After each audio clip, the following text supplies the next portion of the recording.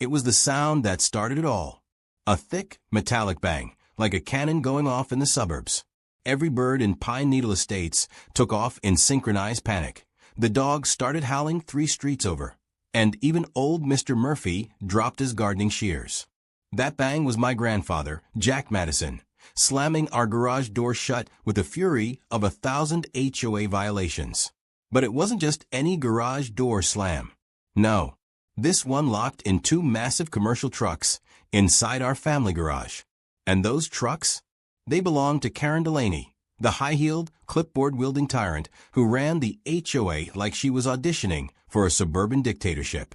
Grandpa didn't just slam that door. He declared war. It had all begun, ironically enough, with muffins. Blueberries, store-bought, and offensively dry muffins Karen had left on our doorstep with a note taped to the box that read, "Friendly reminder. Your trash bins were left out too long again. Also, I'll be using your garage this week for HOA equipment storage. Per temporary Ordinance 42B. Much appreciated." Now, most people would have called this bizarre, maybe even illegal. Grandpa called it a personal attack. "She's trying to claim territory," he said, pacing in the kitchen, chewing a toothpick like it owed him money. "Next thing you know, she'll annex the lawn and declare your bedroom a community conference room." We thought he was joking. We thought Karen was exaggerating. Until the trucks showed up. 2 of them. Big, ugly things that looked like they had driven straight out of a military-grade surveillance commercial. One black, one gray, no visible markings except for a small HOA logo painted near the back wheel. Karen waved at us cheerfully from her Lexus as they backed into our driveway. Then, like it was the most normal Tuesday morning in America, the drivers opened our garage and parked them inside. Grandpa didn't speak for a full 2 minutes, which for him was concerning. Then he said 5 words I'll never forget. "Get me the padlocks, boy." You'd think I'd have stopped him, called someone, reasoned with him. But when a man who once disarmed a live grenade using duct tape and a fishing lure asks you for padlocks, you don't argue. You just hand them over. With a mechanical precision I didn't know a 77-year-old man could still possess, Grandpa locked the garage doors, both manual and electric, and then jammed a metal bar across the inside. He didn't stop there. He wrapped a chain through the side handles, triple-knotted it, and zip-tied the ends like he was sealing up a crime scene. Then he stood back, wiped his hands on a rag, and said, "Let's see your temporary ordinance override that." 20 minutes later, Karen came back. She walked up our driveway wearing what I can only describe as a power blouse and war paint. Clipboard in hand, smile like a paper cut. "Jack," she said sweetly, "those trucks are HOA property. You can't legally." Before she could finish, Grandpa lifted the phone to his ear. "Yeah, Sheriff? I got 2 unauthorized vehicles on private property. Might be an attempted hostile acquisition. Might also be domestic terrorism. Hard to say these days." Karen's smile cracked like old paint. Now, Pine Needle Estates isn't exactly the sort of place that sees a lot of police action. The most dramatic thing that had happened in recent years was when Mrs. Trenton's poodle got into her wine stash and started aggressively humping the mayor's leg at the 4th of July barbecue. So when the sheriff's cruiser rolled into the cul-de-sac 10 minutes later, people came out like it was parade day. Sheriff Dale stepped out of his car, one hand on his belt, the other holding his coffee like it was too early for whatever this was. He took one look at the trucks, then at Karen's expression, then at Grandpa's crossed arms and said, "Well, looks like I walked into a homeowner's feud again." Karen marched over to him, waving a stack of printed pages that smelled like toner and delusion. "These are the HOA regulations. Section 12.4c clearly states that in the event of equipment overflow." Grandpa interrupted. "They ain't equipment. They're trucks. My garage ain't a depot, and my grandson ain't a warehouse manager." Dale raised an eyebrow at me. I shrugged. They didn't even ask. Karen turned on me like a hawk spotting a wounded mouse. "You're a minor. You don't have authority in property disputes." Grandpa snapped. He's 17. Fought off a black bear with a rake last summer. That earns him more authority than you'll ever have. The sheriff sighed. All right. Everyone cool it. Karen, technically speaking, unless you have written, signed consent, You can't just store things in someone's garage. Even under HOA rule, private property takes precedence. Karen sputtered like someone just unplugged her from the grid. But I am the HOA. I issued the ordinance. And I, Grandpa said, locked the door. The trucks were stuck. Karen was furious. The sheriff shrugged and left with a warning to settle it civilly. But nothing about what followed was civil. That night, Karen tried to cut the chain. I heard her outside around midnight, whispering like a cartoon villain. But Grandpa was waiting. He turned on the motion sensor sprinklers. She got blasted so hard she slipped, landed in a puddle, and screamed so loud even the raccoons fled. By the next morning, neighborhood gossip was on fire. Mrs. Pine from across the street baked us a cake that said Team Grandpa. Someone printed t-shirts. Karen wasn't just mad. She was planning retaliation. I could see it in her eyes as she marched back to her Lexus. This wasn't over. Not by a long shot. And neither was the mystery. Because when Grandpa and I peeked into one of the trucks, just for curiosity's sake, we didn't find boxes of folding chairs or HOA banners like Karen claimed. We found what looked like surveillance gear. Monitors, cameras, labeled folders, files, things labeled with names, neighborhood names. That's when Grandpa said the second sentence I'll never forget. Son, we ain't just dealing with a power-tripping lawn queen anymore. We're dealing with something big, possibly federal. And that's how we went from HOA complaints to locking down Karen's mystery trucks and uncovering what might be the biggest suburban scandal our town has ever seen. All because Karen couldn't keep her trucks and her nose out of our garage. The morning after the great garage lockdown, things in Pine Needle Estates felt less like suburbia and more like the opening act of a suburban Cold War. Neighbors were whispering, peeking out from behind blinds, and walking their dogs extra slowly past our house, as if they might catch a glimpse of the famous lock trucks or Grandpa booby-trapping the driveway with garden gnomes. Karen, for her part, was not one to let defeat soak in for long. She reappeared at exactly 9:02 a.m., freshly coiffed and dressed in an aggressively pink pantsuit, marching up to our mailbox like she was leading an HOA military parade. She slipped a formal-looking envelope into the box and marched off without a word. The envelope contained an official HOA summons. Apparently, we were to attend an emergency board meeting that evening to discuss our ongoing obstruction of community resources and unneighborly behavior. Grandpa read it out loud, laughed for a solid 30 seconds, then used it to scoop up a particularly defiant squirrel turd from the bird feeder. "We're going," he said, wiping his hands on a towel. "But we ain't going quietly." Meanwhile, the trucks remained untouched, locked, silent. But something about them didn't sit right. I couldn't stop thinking about the strange equipment inside, the surveillance gear, the manila folders with names on them. Why did the HOA even have that stuff?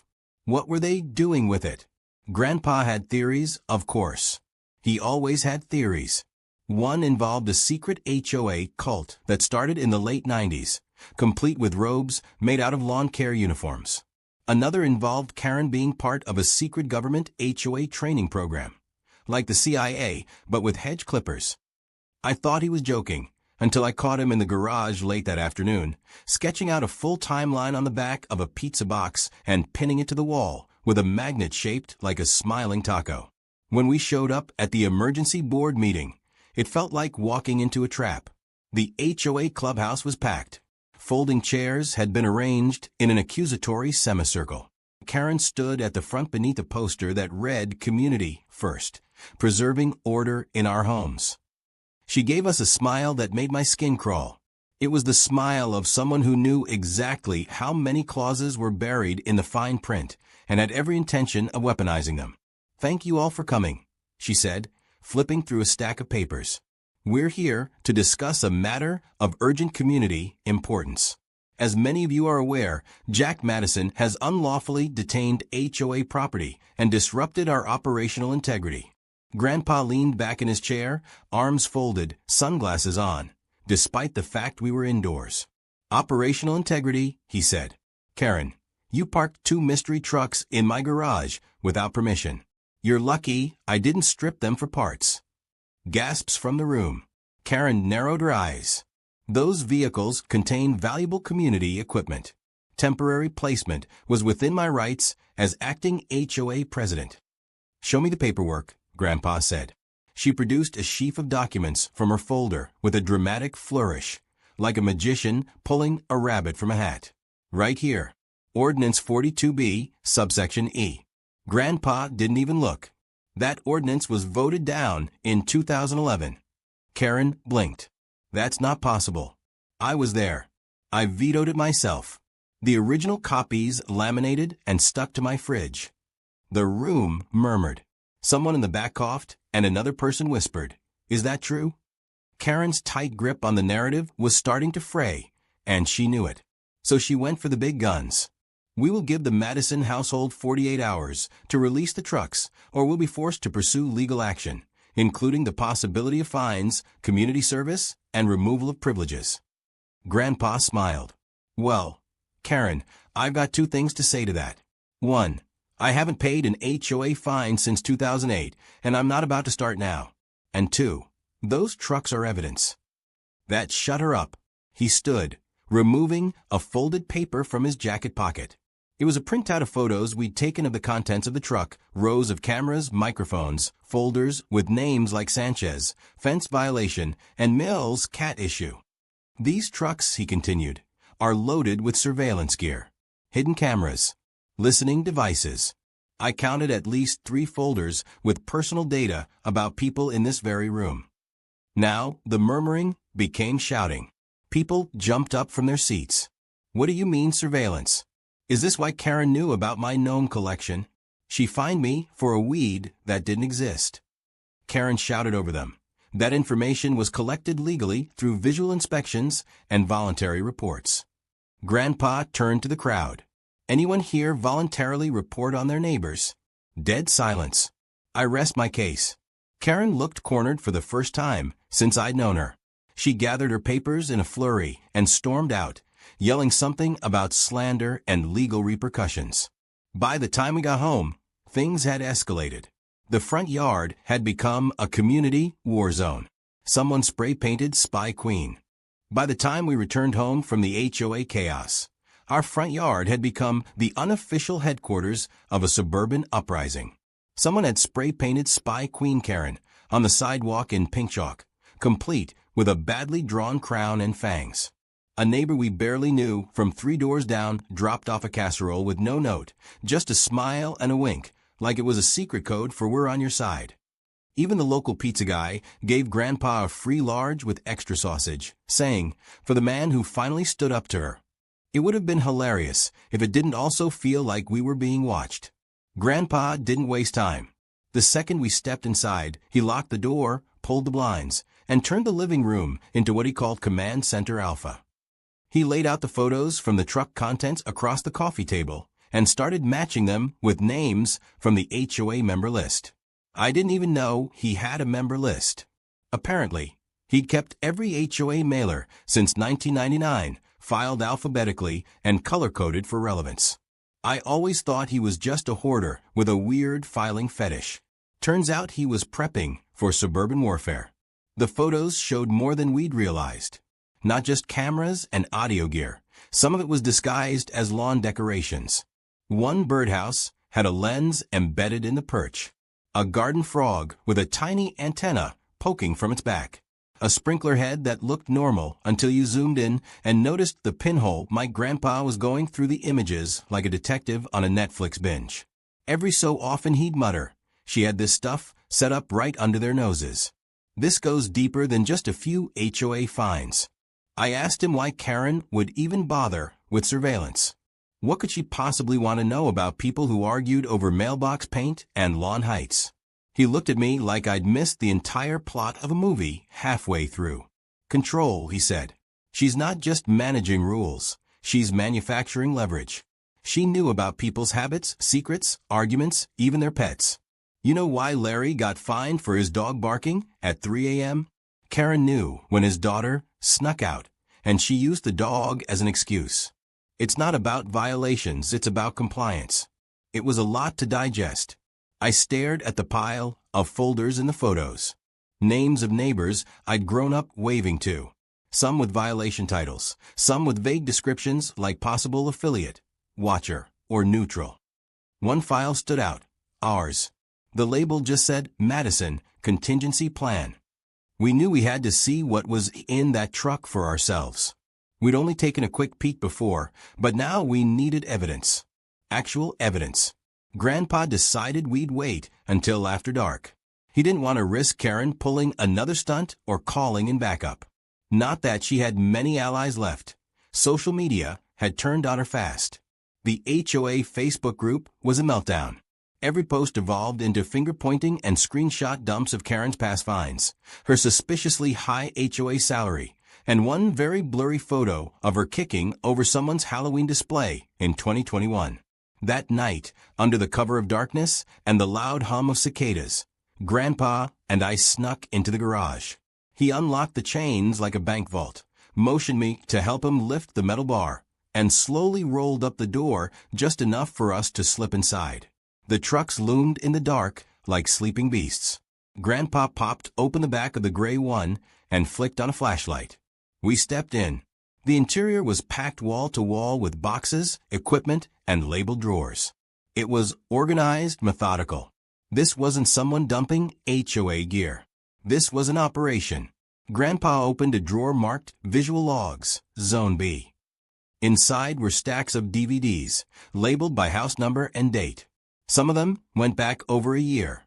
He popped one into a portable player that was sitting nearby, and we watched grainy footage of a backyard.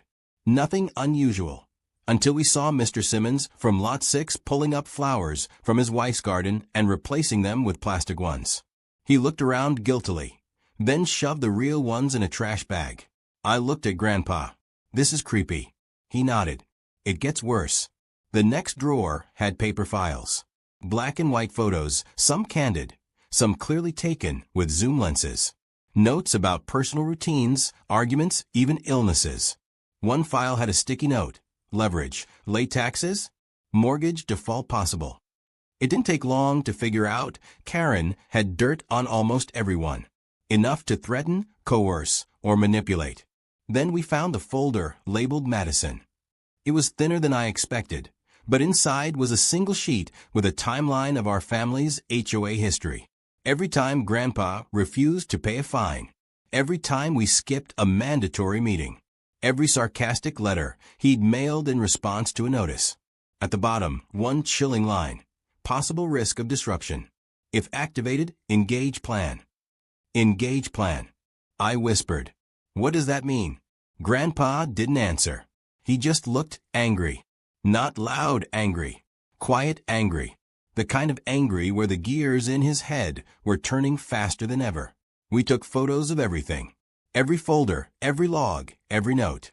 Then we locked the truck back up, sealed the garage, and retreated to the house without a word. Back inside, Grandpa finally spoke. We're not calling the police. Not yet. I didn't understand. Why not? We've got proof.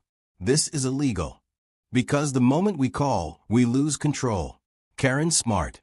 If we don't do this carefully, she'll vanish before they can lay a hand on her. And if she gets the files back, we're toast. So what do? We go full neighborhood. Rally them. Get them on our side. But not with speeches or angry posts. We're going to give Karen enough rope to hang herself. Let her make a mistake. Then we catch her in the act. I paused. How? Grandpa leaned forward and grinned. We're going to bait the queen. That was the moment I realized we were in way over our heads. But I also knew there was no going back. We weren't just feuding with a nosy HOA president anymore. We were taking on a puppet master with a suburban spy ring, and the only weapons we had were a retired veteran, a 17-year-old kid, and a growing band of neighbors with nothing left to lose.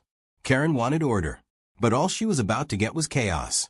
Grandpa's plan wasn't exactly FBI level, but it was brilliant in its own chaotic old man way. We were going to stage an elaborate sting operation right under Karen's nose, using the one thing she couldn't resist, control. We figured if we fed her just the right amount of bait, something that looked like a crack in the neighborhood's order, she'd swoop in to fix it herself. And when she did, we'd catch her red-handed. But this wasn't going to be just a prank or a gotcha moment. It had to be airtight, public, and undeniable. Something she couldn't talk her way out of or bury under legal jargon and HOA bylaws. And so, Operation Neighborhood Watchdog was born. It started with a decoy violation. We chose the Kingsleys, two elderly retirees who hated drama but loved to be involved in absolutely everything. We told them to leave their trash cans at the curb for 3 straight days, put up an inflatable flamingo wearing sunglasses, and run a non-eco-friendly sprinkler during watering restriction hours. All cardinal sins according to the HOA Bible. Karen wouldn't be able to resist. She'd swoop in like a hawk with a ticket pad and a smile full of vengeance. What she didn't know was that we'd planted a small security camera inside the flamingo's sunglasses, aimed perfectly at the front walk. But even that wasn't enough. We needed to get inside HOA headquarters, Karen's garage-converted command post. That's where she kept the records, the tech backups, and probably the surveillance logs she hadn't yet stuffed into her trucks. Grandpa rallied a crew for the job.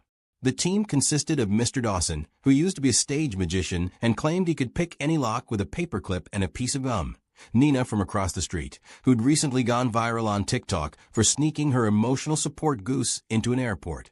And Dee Dee, the cat lady with 11 feral cats, and a deep grudge against Karen for a series of escalating fines related to inappropriate meowing. The infiltration was set to happen during the HOA fundraiser disco night. Karen had organized it in a desperate bid to distract the neighborhood and prove she still had authority. Of course, she was expecting potlucks and polite applause. What she got was a full-blown chaotic dance party hosted by Nina, who turned it into a theme night complete with glow sticks, a fog machine, and an overly enthusiastic man named Greg who brought his own disco ball and claimed he once dated Donna Summer. As the neighborhood danced under multicolored lights, our team slipped away. Dawson worked the lock while Nina kept lookout, pretending to walk her goose named General Honk. Once inside, the garage was even more unnerving than we expected. Blueprints of neighborhood homes pinned on corkboards. A wall of photographs with post-it notes.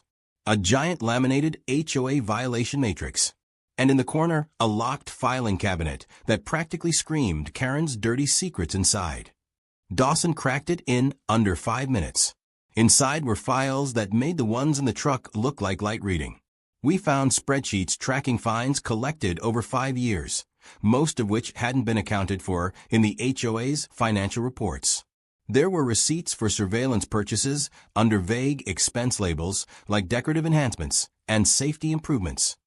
Even worse, we found a thumb drive labeled insurance, Karen only. Grandpa didn't hesitate. He slipped it into his pocket and nodded. Let's go. Back at the party, everything was hitting its peak.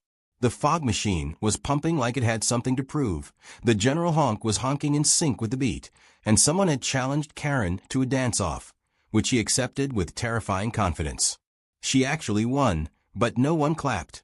They were too busy watching her flail and spin like a malfunctioning Roomba. She stormed off shortly after, probably because someone slipped a note into her purse that read, "We know what's in the trucks." That night, Grandpa and I sat in the garage going through the thumb drive. It was worse than we imagined. Audio files of private conversations recorded from hidden mics, some of them clearly from inside homes. Personal information, birthdays, social security numbers, employment data, compiled and categorized. She'd been building digital profiles on half the neighborhood. It was beyond just power hungry. It was a full-blown surveillance operation run by a woman whose idea of dinner was plain toast, and who once fined someone for planting non-native tulips. We had everything we needed, but Grandpa wasn't ready to go public yet. He wanted one final piece, something that couldn't be denied, a live catch, a moment of truth. And that meant triggering Karen to make a move while everyone was watching. So we planted fake information. A phony letter addressed to Grandpa from a fictional real estate company, claiming he was selling the house to a developer planning to build a duplex. We made sure the letter was placed right at the edge of the trash can outside, folded just right for someone snooping through garbage to find. Karen took the bait. That very night, we spotted her on the hidden camera in the flamingo sunglasses, rifling through the Kingsley's mail and pulling out the fake letter. She scanned it with a pocket light, took a photo, and stormed off. The next morning, a brand new HOA notice appeared on our door, citing pending property violations due to structural instability concerns, along with a thinly veiled threat that selling the property without community consultation was a breach of Bylaw 37F. We knew we had her. She'd acted on false intel, illegally accessed a neighbor's mail, and issued threats based on private documents that didn't exist. It was time. Grandpa called a special community meeting in the park. Dozens showed up. People brought lawn chairs, lemonade, and righteous anger. Karen arrived last looking smug until Grandpa stepped onto a makeshift podium, 2 stacked coolers, and began showing everything. The surveillance photos, the audio recordings, the financial files, even the footage of Karen digging through mailboxes. Her face went pale, then red, then white again. She tried to interrupt, shouting about doctored evidence and slander, but no one was listening. They had seen the files. They had heard the tapes. And just when it seemed like she might claw her way out, a new voice spoke up from the back of the crowd. It was Julia, Karen's former assistant. Quiet, unassuming, always polite. She stepped forward with her own folder. "I helped her do it," she said. "I kept the backups. I can prove everything." Karen didn't speak. She just turned and walked away, not even bothering to deny it. That silence was the sound of a kingdom collapsing. The trucks still sat in our garage, but Karen no longer had the power to claim them. The sheriff arrived an hour later. He'd been watching the whole thing from the shade, sipping iced tea. He took the thumb drive, the files, and Karen's keys. It wasn't just a win. It was the fall of an empire. But Grandpa, of course, wasn't done yet. He leaned over and whispered, "Now comes the cleanup. Let's see what happens when you take the queen off the board." By the next morning, the whole of Pine Needle Estates had changed. It felt like the fog had lifted after years of walking blindfolded through rules, fines, and silent fear. People were smiling again, waving to each other with the easy comfort of shared relief. Kids rode their bikes without looking over their shoulders, and someone even dared to leave their recycling bin out on the wrong day, almost proudly. It wasn't defiance anymore, it was freedom.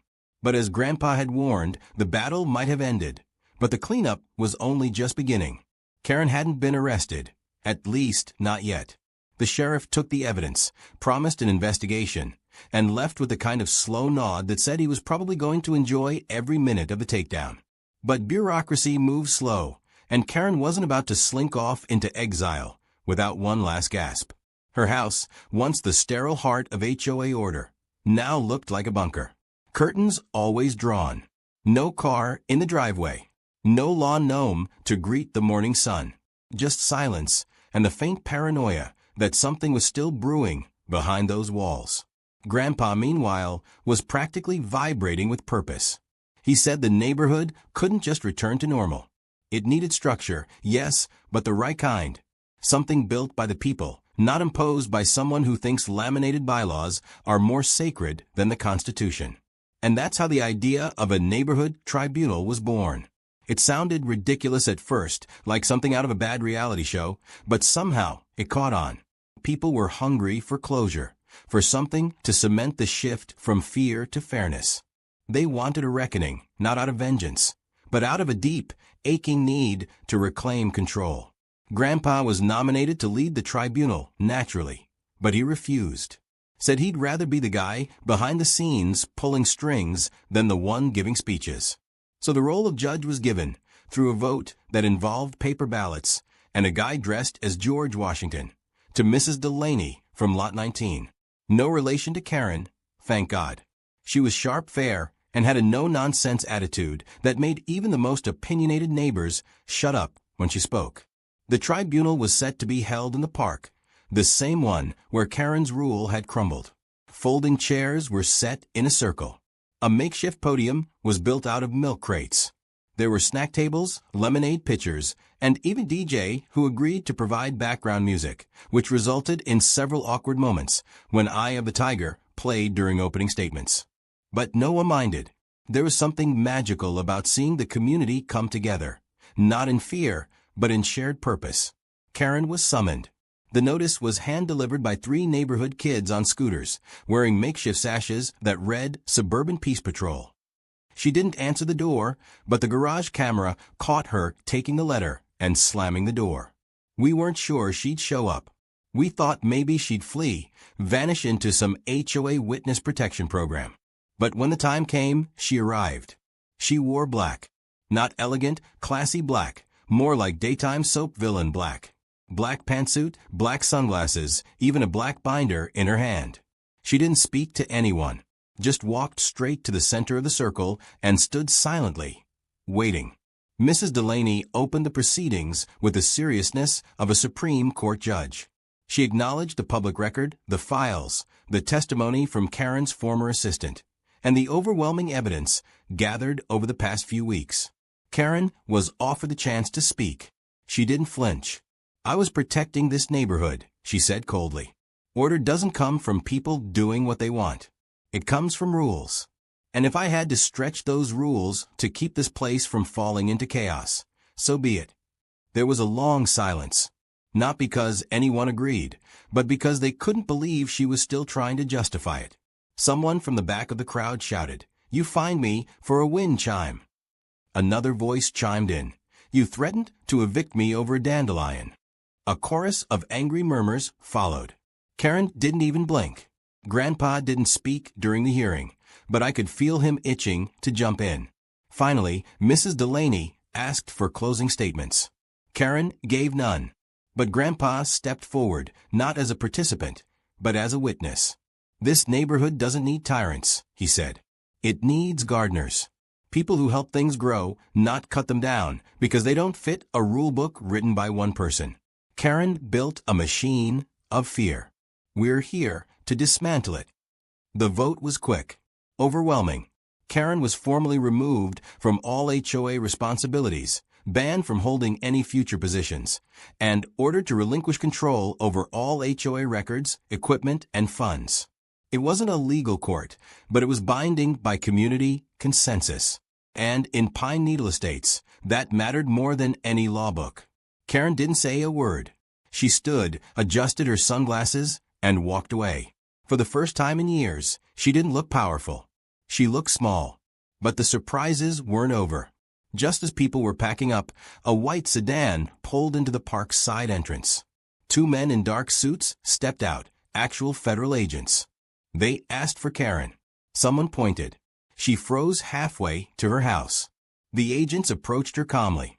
One showed a badge. The other read her rights. Cameras came out. Phones recorded. And just like that, she was led away. No handcuffs. No shouting. Just silence, and the weight of everything finally catching up. Turns out, her surveillance wasn't just a local issue. Some of that data had been sold, real estate agencies, insurance companies, even political campaigns. She'd gone beyond HOA misconduct into full-blown privacy violations and federal crimes. The neighborhood was stunned, vindicated, a little terrified. But mostly, they were ready to start fresh. And in the aftermath, Grandpa, reluctantly, accepted a temporary leadership role. Not president. He called himself the resident referee, said his only job was to make sure no one ever got fined for a lawn gnome again without a full hearing. We rewrote the HOA rules from scratch, with real community input, transparency, humor. One rule now reads, any future HOA president must be able to parallel park, make a decent pot of chili, and promise never to install hidden cameras in lawn ornaments. Karen's house eventually went up for sale. Rumor was she moved to a retirement village in Florida, one without an HOA. The irony was delicious. Pine Needle Estates wasn't perfect, but it was real again, lively, a little messy, and finally ours. The trucks were gone, hauled off by the sheriff's office one bright Wednesday morning, while half the neighborhood stood in their robes, sipping coffee, and pretending they just happened to be out walking. Grandpa watched from the porch with his arms crossed, nodding once when the second truck disappeared around the corner, like a general satisfied with the cleanup after a battle. I think he would have lit a cigar if Mom hadn't made him promise to quit last spring. Still, There was a glint in his eyes that hadn't been there for years, like someone had flipped a switch inside him. Maybe because, for the first time since we'd moved into Pine Needle Estates, he didn't feel like the old guy in the neighborhood. He felt like the protector of it. A defender of driveways and garages, and everyone's right to keep flamingo lawn ornaments in peace. Without Karen breathing down everyone's neck, the neighborhood felt lighter. Kids played louder, front yards became living rooms, and neighbors who hadn't spoken in years suddenly found things to talk about. There was a block party that weekend, completely spontaneous, organized by 3 moms on Facebook and 1 retired guy who owned a bounce house business. Grandpa was given a makeshift sash that said neighborhood hero and an aluminum crown that had clearly once been a pie tin. He wore it the whole day and pretended not to like the attention, but I saw him posing with at least 6 different families and 1 guy's dog. And just when it seemed like peace had finally settled in, something buzzed through the sky. At first, we thought it was a bird, maybe a hawk or a crow, but the movement was too mechanical, too precise. It zipped low, hovered, then circled the park where the bounce house squealed with children's laughter. That's when we saw it. A drone. Not a toy one either, but a real piece of tech, sleek, fast, with a small blinking light and a tiny camera that seemed to stare straight at us. People stopped dancing. The music hiccuped to a halt. Someone yelled, "Is that one of Karen's?" And everyone ducked instinctively. Grandpa stood still, eyes locked on the drone like he was tracking a missile. Then he did the most grandpa thing imaginable. He picked up a loaf of French bread from the snack table, aimed, and chucked it at the drone like a javelin. It didn't hit, but the crowd cheered anyway. The drone zipped higher, retreated, then disappeared over the rooftops. That night, Grandpa sat on the back porch, flipping through an old notebook and muttering to himself. I sat beside him, waiting. Finally, he closed the notebook with a sigh. "She's still trying," he said. "Karen doesn't need a title to be a menace. She's got her claws in this place. Just hiding now, licking her wounds, planning something stupid." It turned out he was right. Over the next week, odd things started happening. Strange notices left on doors, unsigned, with warnings about non-compliant decorations. A couple of homes received anonymous letters pointing out minor code violations that weren't even part of the new HOA guidelines. Someone even got a citation for excessive wind chime enthusiasm, which was clearly a callback to the Karen era. There were no names on these notes, no official stamps. But the handwriting was unmistakably hers. Karen had gone rogue. So Grandpa set a trap. He spent 2 days setting up a fake construction project in our front yard, complete with caution tape, plastic cones, and a suspiciously loud cement mixer he borrowed from a guy named Reggie, who owed him a favor from the squirrel incident. He even made up fake documents with exaggerated zoning violations and left them on the porch where a nosy ex-HOA tyrant might sneak a look. Sure enough, the drone came back. This time, Grandpa was ready. He had rigged a net launcher. Yes, a literal net launcher, hidden in a lawn gnome. When the drone hovered to scan the documents, Grandpa gave the signal. I hit the trigger. The net fired, snagged the drone midair, and brought it crashing to the lawn. We dismantled the drone that night on the kitchen table like it was a science project from a spy thriller. Inside was a memory card, and on it were files, videos, notes, even a few scanned copies of new HOA orders Karen had apparently been crafting on her own letterhead. She was trying to form a rival HOA, a shadow version, underground, unofficial, and still very much obsessed with regulations. We decided to return the favor. If she wanted to keep playing secret agent, then we'd give her a finale she'd never forget. Grandpa printed out every fake violation she drafted, tied them with a red ribbon, and delivered them in a cake box marked, "From your biggest fans." He dropped it on her porch just before dawn and taped a note on the lid. "Next time, try frosting." Karen moved out 2 weeks later. No for sale sign. No goodbye. One day her car was gone, and by that evening, the windows were empty and the house was silent. Rumors swirled. Some said she'd moved to a condo on the other side of town. Others claimed she'd taken a job consulting for another HOA in a different county. Grandpa said she probably joined a witness protection program for overzealous suburban tyrants. I just liked that she was gone. Life returned to a new normal, better than the one before. The new HOA committee was made up of volunteers who actually listened, and the first thing they did was pass what they called the sanity clause.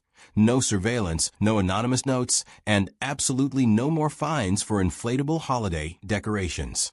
Grandpa declined a permanent role on the committee, but agreed to be an advisor emeritus, which meant he got to veto any idea that smelled like tyranny and got free cinnamon rolls at every meeting. One day, while cleaning out the garage, our garage, finally free of strange trucks and surveillance equipment, we found something wedged behind the water heater. A metal lunchbox. Inside was a single cassette tape labeled "For When It's Over." Grandpa raised an eyebrow, popped it into an old player, and hit play. Karen's voice crackled through, reading off a list of grievances like it was her final will and testament. "You'll miss me," she said. "One day, this neighborhood will fall apart without someone keeping it in line." We laughed so hard we had to sit down. Grandpa rewound the tape, listened again, and then tossed it into the trash. "She's wrong," he said. "We don't need someone keeping us in line. We just need to know we can count on each other." And he was right. The strength of a community doesn't come from rules or fines or clipboards. It comes from knowing the guy next door will help fix your fence, the lady across the street will feed your cat if you're out of town, and that if someone ever tries to park 2 unauthorized trucks in your garage again, the entire block will be there to lock the door and call the sheriff together. And just like that, Pine Needle Estates didn't just survive the Karen era. It thrived after it, with gnomes, wind chimes, geese, disco balls, and one very smug old man who proved once, and for all that sometimes, the best way to keep a neighborhood safe is to trust the people in it, even if it takes a net launcher hidden inside a lawn gnome to remind everyone how strong a community can be.